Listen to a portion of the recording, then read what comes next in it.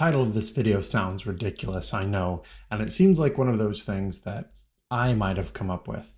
But it wasn't me. This was Stephen Jay Gould. For those who don't know, he was an award-winning science historian, paleontologist, and evolutionary biologist. Well, clearly he knows what he's talking about.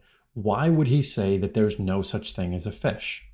Well, in order to explain, I'm going to have to tell you about phylogenetics. Phylogenetics is the study of evolutionary history of organisms. And one of the main outputs of this is what's called a phylogenetic tree, where you have the hypothesized relationships between species based on common ancestor. Here's a phylogenetic tree of dogs. Obviously, it's not all dogs, but you can see that it starts with the ancestor on the left, and as you move to the right, you get the differentiation between different dog breeds. So the closer that the two dog breeds are on the right side, the more closely related they are. Now, dogs are what's called a monophyletic group, meaning that the group includes the most recent common ancestor, which is depicted by this line, and every descendant of that ancestor, all dogs. But fish aren't like that. First off, there's a lot more fish than there are dogs. They represent over half of vertebrate species on Earth, including over 32,000 varieties of bony fish, 1,100 varieties of cartilaginous fish, and over 100 species of hagfish and lampreys. And their phylogenetic tree looks like this. Now, unlike the previous phylogenetic tree, this one starts with the root here instead of on the left side. But the principle is the same. You can see there's a divergence to the echinoderms, and there's more divergences over time, and you can see which groups are more closely related to the other groups. And you might be thinking, well, what's the problem? Just call them all fish and be done with it. Well, there's one group that causes a problem with that, and that is this group here, Tetrapodomorpha, which includes all terrestrial vertebrates. Now, remember the definition of a monophyletic group is that it has to include all of the descendants of the common ancestor. If we were to call that entire tree fish, we'd also be calling us fish, as well as every other terrestrial vertebrate, from lizards to cows. And most people wouldn't call those fish. To put it another way, if you wanted to say a fish, you'd have to accept that that might include humans, just as really, really weird, tall, specialized fish, which I'm fine with, if that's what you want to do. And to be fair, the Catholic Church calls beaver, iguana, and capybara all fish for the purposes of Lent, where you're normally not able to eat meat.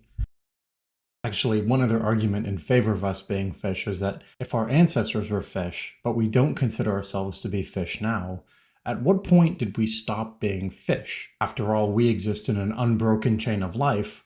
We don't consider ourselves to be different from our parents, and they consider themselves to be the same as their parents, and their parents, and so on. But if we go back far enough, eventually scientists start to say that we're different species. But the line between one species and the next isn't very clear.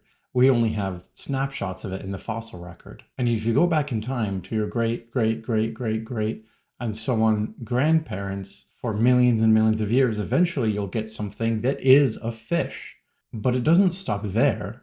This is a simplified version of the phylogenetic tree of all life as we understand it. And while we call ourselves human, if we go back in time through our ancestry, through evolutionary time, parent to child, we can go all the way back to when all life was the same type of thing, right here. And this is called Luca, the last universal common ancestor. And at no point through that process would any organism be cognizant that it was noticeably different from its parents or its children. So I suppose I could have also titled this video, "There's no such thing as a species, there's only life." Just like I did a previous video about all humans being related. That big human family tree fits into the larger family tree of life.